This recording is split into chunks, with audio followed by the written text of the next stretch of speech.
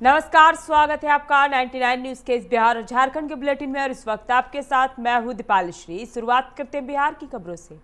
बिहार के प्रमुख विपक्षी महागठबंधन ने शनिवार को अपना साझा घोषणा पत्र जारी कर वायदों की झड़ी लगा दी है। राष्ट्रीय जनता दल, कांग्रेस और वाम दलों के इस संयुक्त घोषणा पत्र को संकल्प बदलाव का नाम दिया है। इस अवसर पर आरजेडी नेता व महागठबंधन के मुख्यमंत्री चेहरा तेजस्वी यादव ने अपनी सरकार बनने पर कैबिनेट की पहली बैठक में ही 10 लाख नौकरियां देने का संकल्प दोहराया। साथ ही यह भी कहा कि 15 साल से डबल इंजन की सरकार रहने के बावजूद नीतीश कुमार बिहार की विशेष राज्य का दर्जा नहीं दिला सके। औरंगाबाद के पिपराडीह मोड़ के पास शनिवार सुबह एक तेज रफ्तार स्कॉर्पियो कार ने सड़क किनारे खड़े कंटेनर ट्रक को पीछे से टक्कर मार दी। हादसे में कार सवार पिता पुत्र की मौत हो गई, वहीं 6 अन्य लोग घायल हुए हैं। घायलों को इलाज के लिए अस्पताल में भर्ती कराया गया है। मृतकों के नाम शेख इस्लाम और शेख राशिद है।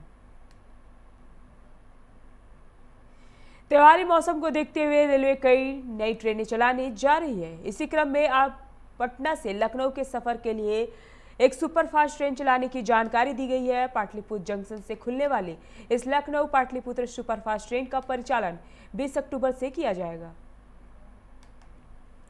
जमुई के सिकंदरा प्रखंड मुख्यालय के मुख्य चौक पर पुलिस द्वारा बिहार चुनाव 2020 को लेकर चलाए जा रहे वाहन जांच अभियान के दौरान एक वाहन से 1 लाख रुपए जब्त किया गया।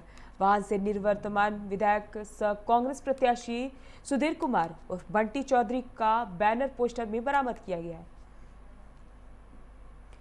बिहार में चुनावी माहौल के बीच कोरोना वायरस की रफ्तार डरा रही है। पटना में बिहार के पंचायती राज मंत्री कपिल देव कामत समेत 5 लोगों की मौत कोरोना से हो गई। वहीं नए मरीजों में 12 मरीजों की जांच रिपोर्ट कोरोना पॉजिटिव निकली है। AIIMS corona nodal officer doctor Sanjeev Kumar के मुताबिक पटना एम्स में बिहार सरकार के पंचायती राज मंत्री 70 वर्षीय कपिल देव कामत की मौत कोरोना के इलाज के दौरान हो गई। राहुल गांधी 23 अक्टूबर से करेंगे चुनावी रैलियों का आगाज। 23 अक्टूबर को हिशुआ और कहलगांव में जनसभा को संबोधित करेंगे, जिसकी तैयारी की जा रही है। फारबिसगंज में डीएम प्रशांत कुमार, सीएच व एसपी हृदयकांत ने 3 नवंबर को होने वाली पीएम मोदी के संभावित सभा को लेकर हवाई फील्ड के मैदान का निरीक्षण किया। निरीक्षण के दौरान डीएम व एसपी ने फील्ड में मौजूद खेत व गड्ढे सहित लोगों के प्रवेश व निकलने संबंधित कई मुद्दों पर अन्य पदाधिकारियों से चर्चा भी की। अररिया एसएसबी व सशस्त्र प्रहरी बल नेपाल के अधिकारियों के बीच बिहार विधानसभा चुनाव के मद्देनजर जोगबनी सीमा पर समन्वय बैठक की, जिसमें आसन चुनाव पर सीमा पर चुस्त दुरुस्त सुरक्षा व्यवस्था पर विशेष चर्चा हुई। मौके पर एसएसबी सोना नायक मुकेश त्यागी ने बताया कि चुनाव के दिन दोनों ओर से आवाजाही पर पूरी तरह रोक लगाने का निर्णय लिया गया। उन्होंने बताया कि हवाला व जाली नोट के धंधेबाज पर पैनी नजर रखने तथा आपसी सूचना का आदान प्रदान कर असामाजिक तत्व तस्करों पर नजर रखने पर सहमति बनी। राज्य में कोरोना संक्रमण की रफ्तार धीमी हो रही है। अक्टूबर महीने में रोजाना मिलने वाली कोरोना संक्रमितों की संख्या 1000 के नीचे हो गई है। राज्य में कुल कोरोना मरीजों की संख्या 95,000 के पार हो गई। हालांकि अच्छी खबर यह है कि अब तक मिले कुल 95,425 कोरोना पॉजिटिव केस में से 88,058 मरीज ठीक हो चुके हैं। रिकवरी रेट अब 92.27% पर हो गई है।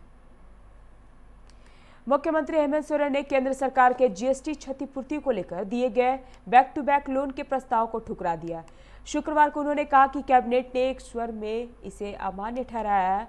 उन्होंने डीवीसी बकायदा के मद में राज्य सरकार के आरबीआई खाते से 1417 करोड़ काटे जाने पर सख्त आपत्ति जताई है।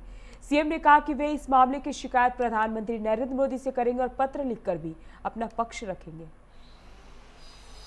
गिरिडीह नगर निगम थाना क्षेत्र में पदस्थापित सहायक अवर निरीक्षक विजय तिर्की ने अपने कमरे में रस्सी का फंदा लगाकर आत्महत्या कर ली। घटना के बाद मजिस्ट्रेट की मौजूदगी में बंद कमरे को तोड़ा गया। थाना नगर की पुलिस मौके पर पहुंचकर मामले की जांच कर रही है। उसने आत्महत्या क्यों किया, इसका खुलासा नहीं हो सका है। वही मोहलीचुआ में घर बनाकर रह रहा था। पुलिस ने मृतक के कमरे की तलाशी ली, जिससे यह प्रतीत होता है कि वह रात में खाना खाने के बाद आत्महत्या की। फिलहाल नगर पुलिस इस मामले में कुछ भी बताने से इनकार कर रही है। नेटवर्किंग कंपनी में काम करने वाली महिला को एक पुरुष सहकर्मी ने ग्राहक देने के नाम पर धोखे से बिहार के गया बुलाया और वहां उसके साथ 2 दिनों तक दुष्कर्म किया। महिला किसी तरह उसके चंगुल से भागकर मायके पहुंची और पूरी कहानी घर को वालों को बताई। इसके बाद थाने में मामला दर्ज कराया गया। पुलिस ने तत्परता दिखाते हुए आरोपित को युवक को गिरफ्तार कर लिया है। जानकारी के अनुसार शनिवार को नेटवर्किंग कंपनी में काम करने वाला एक पुरुष सहकर्मी मोहम्मद इकबाल के पुत्र शाहरुख खान ने महिला को नेटवर्किंग के एक ग्राहक देने के लिए फोन पर गया जिले के डोभी बुलाया। महिला उसके बुलाए पर अपने 5 वर्षीय पुत्र के साथ चली गई। वहां पहुंचने के बाद युवक उसे कहते हुए ले गया कि संबंधित ग्राहक वहां चला गया है। दुमका विधानसभा उपचुनाव के लिए नामांकन पर्चा दाखिल करने की प्रक्रिया पूरी हो गई है। झाबुआ के बसंत सोरेन और भाजपा के लुइस मरांडी समेत 13 प्रत्याशियों ने पर्चा दाखिल किया। अंतिम दिन झारखंड पीपुल्स पार्टी के सूर्य सिंह बेशरा समेत 8 प्रत्याशियों ने पर्चा भरा।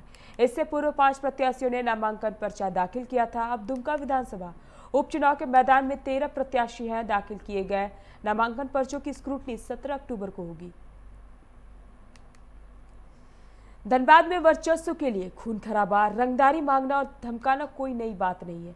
कोयलांचल के 2 चर्चित घराने सिंह मेंसन और रघुकुल के क्षत्रप ऐसे मामलों में आरोपित होते रहे हैं। इस बार ताजा मामला रघुकुल घराने से जुड़ा है। कोयला कारोबारी मिथिलेश सिंह उर्फ सोनू सिंह ने झरिया विधायक पूर्णिमा नीरज सिंह के देवर हर सिंह, पूर्व डिप्टी मेयर एकलव्य सिंह और अभिषेक सिंह पर 5 लाख रंगदारी मांगने का आरोप लगाया। सोनू ने यह भी आरोप लगाया कि उसे हथियार के बल पर अगवा करने की कोशिश की गई। देर रात सरायढेला थाने में मिथिलेश सिंह ने इन तीनों पर प्राथमिकी भी दर्ज कराया है।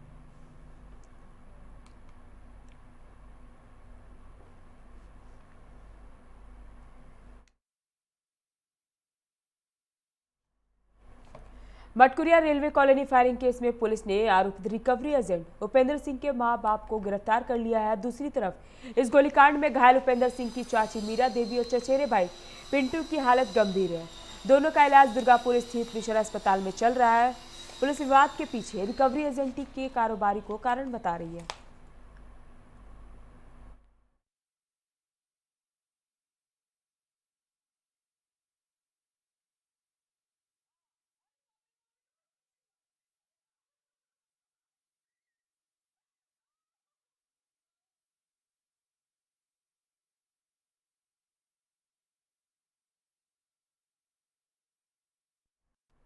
हरिहरपुर थाना क्षेत्र के गोमो कालीपाड़ा रेलवे क्वार्टर को चोरों ने निशाना बनाते हुए लाखों रुपए की चोरी की घटना को अंजाम दिया है।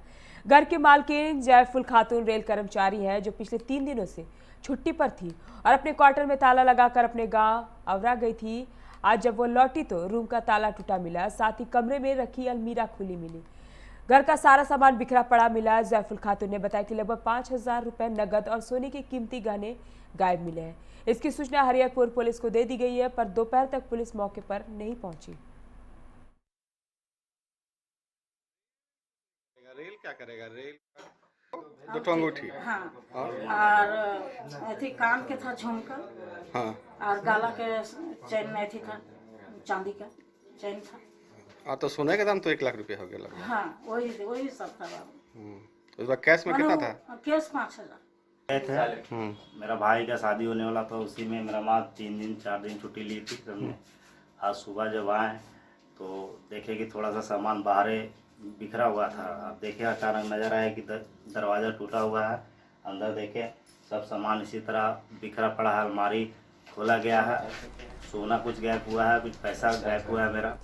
देश भर में दुर्गा पूजा की धूम है। शारदीय नवरात्रि आज से शुरू हो गई है, जो अगले 9 दिनों तक यानी 25 अक्टूबर तक चलेगी। 26 अक्टूबर को विजयादशमी या दशहरा मनाया जाएगा।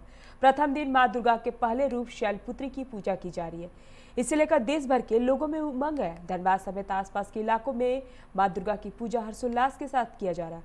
हालांकि कोरोना के कारण सरकार के गाइडलाइन के अनुसार ही पूजा की अनुमति है, इसलिए इस बार राज्य में कहीं भी मेले का आयोजन नहीं किया गया है।